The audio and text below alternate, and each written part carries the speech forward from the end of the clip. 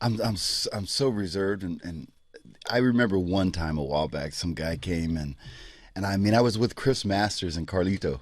So we were all just sitting around. This guy was like, "What do you guys do?" And I was like, "Oh, we're pro wrestlers." And he was like, "Oh, I fight UFC." I was like, "Oh, really? You fight UFC?" I didn't know that was an actual thing. But Yeah, that's an art. That's cool. And then he was like, "I would just break you guys." And then he kept like pushing his chest out, and he wanted to get closer. And I was like, "Ah." And then he just kept saying, "You guys do this fake stuff, like this." And I was like, "All right, man, this guy's pissing me off." And then he kept coming up, and I was like, "Listen, man, I fight also, so if you have respect for fighters, I'm a fighter." And he was like, "No, no, no." And then at that point, it was to the point of we were going to fight.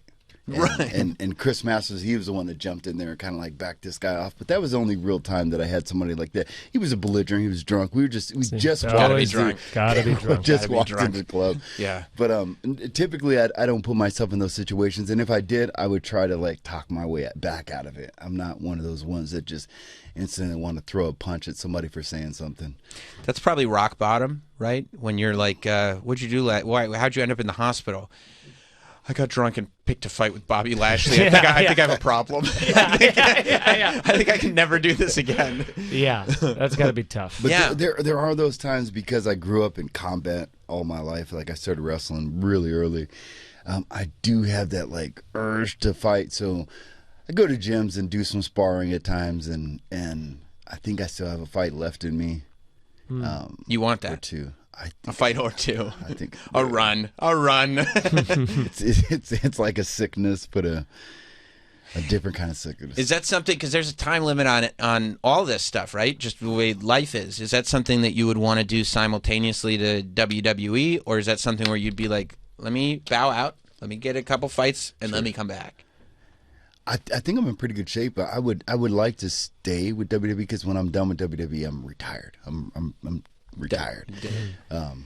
But if I could, I would talk with Hunter saying, "Hey, look, for the next 6 weeks, it is pretty important that I train for this.